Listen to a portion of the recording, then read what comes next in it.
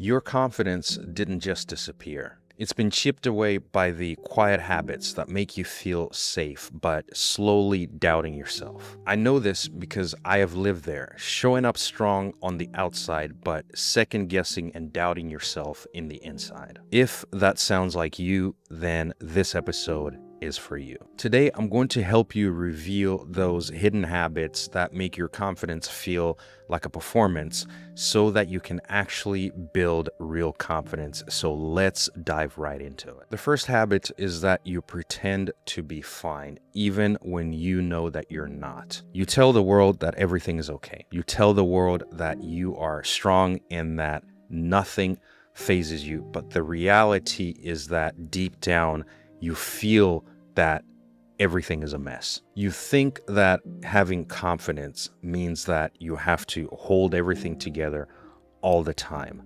But actually, that can work against that confidence, because when you try to hold everything together all the time, there's going to come a point where you can't. And whenever you hear the expression that the dam is going to break, that's going to happen. That's going to happen. And I don't really care who you are in life. Eventually, there's going to come a day where you're not able to hold all that water and hold it down, and it's going to break. And what you do in that moment is different for everybody, but ultimately it might not be a good thing. So understanding that you don't have to pretend, you have to acknowledge when you feel that you're not entirely strong in a certain area, or when a situation happens. Take some time to think about that. There's a method that I have talked about before and I like to use, and it's a method that I learned from a Shaolin monk. I watched one of his interviews, and it's called the RAIN method, RAIN.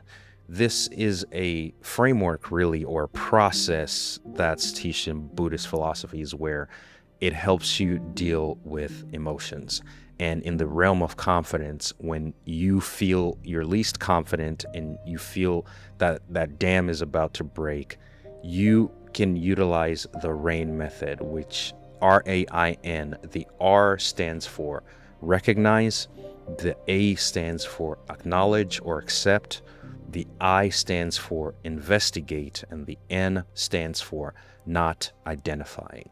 So first, you recognize that today when you woke up, you were feeling one way. And then somewhere along the day, something happened that has changed the way you feel. It has shaken you in some way, and that something is not the way it was before. You recognize that. Number two is you acknowledge and you accept it, that it's okay. It's 100% okay that you don't feel okay. It's okay to not be okay. You don't have to feel that because you have those feelings, you have failed at something. It's a human feeling, and it's something that everybody goes through. Whether they express it or they don't, they still do. So you acknowledge and accept that. Next, you investigate. This is where the real work happens. Now, this is where you start to ask yourself questions on, you were feeling one way, something changed, now you feel differently. What caused you to feel that way? What happened? What was it about this certain situation that caused you to be out of balance and to be shaken? You start to investigate, you start to ask questions, and you start to try to get to the root of what exactly is going on inside of yourself. Then non-identification, which is the N in RAIN, is to realize that you are not those emotions. Those emotions happen to you, those emotions happen through you, but ultimately you are not that emotion. So if you feel fear, if you're afraid of something and you're feeling fear that day, you have to realize that the fear is an emotion that's happening because it was triggered by something, but you're not a fearful person. You don't take that on as an identity, because the moment you take that on as an identity and you say, I am a fearful person, you're going to start living like that. So every decision that you make, you're going to make it from a position of fear. And you can apply it to any emotion, really, and realize that don't identify your identity with that emotion, because emotions come and go, and emotions are different every single day. And that just means you're a human being. So you can be okay with that and start to work your way through that. So use the RAIN method whenever you want to increase your confidence and you want to build your confidence and ultimately work through some of those emotions. The next habit is that you shrink your opinions because you're trying to avoid judgment. You have opinions, you have things you want to say, you have ideas, you have something you want to express, but you're afraid of what other people will think, how other people will react, what other people will say. So you don't say it, or you say half of what you feel like saying. That is going to kill your confidence over the long run, because you're always constantly going to be in this battle where something happens, somebody says something, a situation happens. Your natural instinct is to want to come out and express the thing that's in your mind, your honest opinion. But then you think about what other people will say or other people will think, and then you roll it back and temper that down. That ends up becoming the default for your mind. So you'll find that whenever you're in groups of people, you might have an opinion that you want to weigh in on a conversation, but then you don't. You might find that you're at work, you're in a meeting, they're talking about something, and then you have an idea, or you have something that's contrary to what everybody else is talking about. You want to say it, but you've trained your mind to always reel it back so you don't say it. And ultimately, you just start to play small. You just start to play small ball in life, and you don't ultimately really become the true version of yourself. And sometimes that takes away opportunity. It takes away opportunity because maybe if you had said something in that situation that would have caught somebody else's attention, who might have opened up some opportunities for you, things might have turned out differently. So you have to understand that the habit of always minimizing yourself might feel small at the time, but it's going to build, and ultimately it's going to train your mind to become the default. So you need to be careful of that. If you are ready to stop performing and to start trusting yourself, then subscribe to this channel. I drop new episodes every week to help you rebuild your confidence from the inside out. So let's get back into the episode. The next habit is that you rely on performance to feel worthy. So you take the aspect of performing at something as what you have to do to feel like you're worthy of something in life. If you don't perform, you're not worthy. If you perform and do well, you're worthy. If you perform and fail, you're not worthy. So you're equating performance to your self-worth. Society has had a lot to do with that. A lot of that is environment. A lot of that is how you grow up and how the people around you influence you, and just your nurture, right? Not a whole lot you can do about that back then, but now what you can work to do is to now address those things and now realize that that's the mindset that you're thinking of things. You're thinking performance is the only way to get acceptance. So how do you reconcile that? How do you start to now think of finding value in other ways? Yes, performance is important and you should always strive to perform, but don't tie your self-worth into the result, because one of my favorite quotes was from Master Shihang, Shaolin monk from Shaolin Temple, Europe, and he talks about be careful where you invest your energy and your self-worth. If you invest in the highs and you ride the wave every time something is super, super high, you're also going to invest in the lows. When things become low, you're going to ride that wave as well and invest in the lows.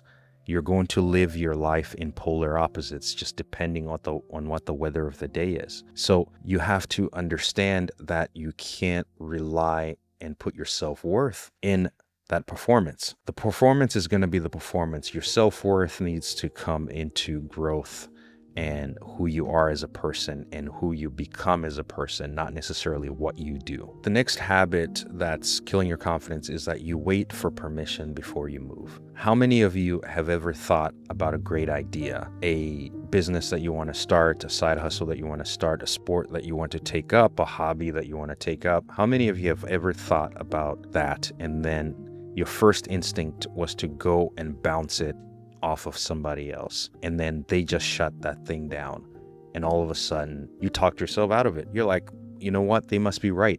I shouldn't do this thing because such and such, right? You start to believe that. You're waiting for permission most of the time. You're waiting for permission from somebody else to validate your idea because you yourself are not sure about that. And you have to get out of that. Yes, you can talk to people and you can seek other people's opinions, and that's a great thing to do. And sometimes people do help validate things, but there's also certain things in life where you just need to go for it. You have an idea, you want to go try it out, then just go and do it. Go and do it, and if it doesn't work out, you learn from it. If it works out, well, you're right, and it works out. That's great. That's going to build your confidence to do even more things. So don't wait for permission, because you're just going to feel like the decisions that you do make, that you get permission from other people, they're not going to feel like your decisions. It's just going to feel like you're living for somebody else. So if you want to do something and you feel strongly about it and you feel that it's the right thing to do, it's a good thing to do, go ahead and do it. The next habit is that you downsize your dreams to fit reality. This one is a very dangerous one because dreams are supposed to be dreams. They're supposed to be these outlandish things that are extremely huge and super, super unrealistic, right? That's literally the definition of a dream. You're supposed to be doing the impossible, and human beings in life have excelled at this, and we are where we are technologically and societally because of dreams, because of something that somebody had deemed to be impossible, but then somebody else dared to dream and dared to believe was possible, right? So when you edit your dreams to become more realistic and to fit the mold, to fit society and those around you, you're actually playing small game. You're choosing to play small ball instead of the major leagues, right? If you're a person that wants to play the major leagues, then go play the major leagues. Go do the things that you need to do in order to get into that realm where you can actually play. If you want to play small ball and that's your dream, and it may not even be small ball to you, that may be a big thing for you, then that too is amazing. So dreams in this aspect are very subjective, right? And how big of a dream it is. It can be big for you, it can be big for somebody else. But ultimately, the point I'm trying to get at is don't temper your dreams down only because you're self-conscious and you care about what other people think. Temper them down if you truly feel like they're way too outlandish and you're never going to accomplish them. But even then, I would suggest to always keep your dreams the way that dreams should be, as something that you can accomplish. Because guess what? If you can get to 50% of your dream, imagine what kind of life that would be. Imagine what kind of win that would be for you, right? Because I know what my dreams are. If I can accomplish 50% of my dreams, I have completely lived life more than I ever expected. So you need to do the same. Don't tamper down your dreams and dare to dream big, and don't worry about what other people will say about them. Which brings us into the next one, and that is you confuse perfection with preparation. I'm not going to do something until it's perfect. I'm not going to do something until it's a perfect time. I learned from Rabbi Simeon Jacobson. I watched one of his interviews and he was talking about how a lot of people live waiting for the perfect time, but they don't realize that there's no such thing as a perfect time. Most people live their lives with a song inside of them, and this was what the rabbi said. Most people live life with a song inside of them, but they die without ever letting that song come out because they've been waiting for the perfect time. They've been waiting for the stars to align and for everything to be just right before they make the jump. I know people that have been waiting for things to be just right for 10 years now. I have been waiting to, kind of a self-confession, in a lot of my dreams and goals, for things to be perfect for many, many years. There's things that I have dreamt about and wanted to do ever since I was a child, and I haven't done those things primarily because I was waiting for the perfect situation. I was waiting to have the perfect knowledge to know everything and be ready. But one thing that I've learned about life is if you wait for perfection, you're never going to do anything. There's no such thing as a perfect time. The perfect time is when you're not ready, when you feel insecure about it and you just do it anyways.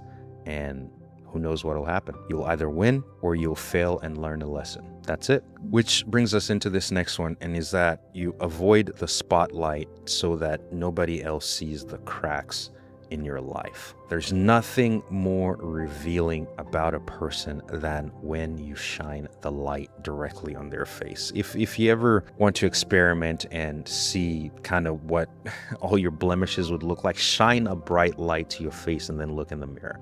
You'll see every single thing that you probably don't even want to look at. When you hide from the spotlight, mainly because you don't want other people to see the cracks in your life, you're killing your confidence, you're tampering down your future and your ability to actually execute, because once again, you're playing small ball. You're playing small ball because you have the ability to actually play bigger than you think you can. One of my favorite quotes from Eliud Kipchoge, who is a gold medalist marathon runner, and he has a slogan that fires me up all the time, and that is, no human is limited. No human is limited.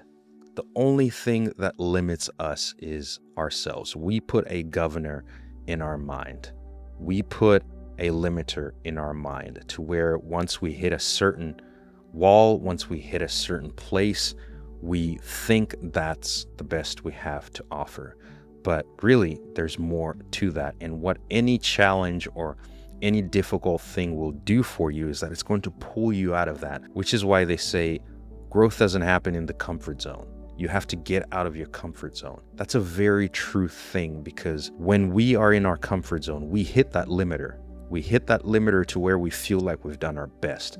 But when we get out of our comfort zone, we take that completely away, and then there's a whole nother world and a whole nother version of you that you didn't even know you could tap into. And that can only be found when you become uncomfortable. And that can only be found when you start to build confidence and you start to stop avoiding that spotlight and stop being self-conscious about what people are going to see, and just decide to be decisive and take action and move forward, because what you're looking to do is build confidence. And the reason why you want to build confidence is because you want to accomplish your dreams. And that's more important than not building confidence. If your confidence has been built on fear, this next episode right here is going to show you where that road leads. Watch this episode next to learn how to stop giving up on yourself.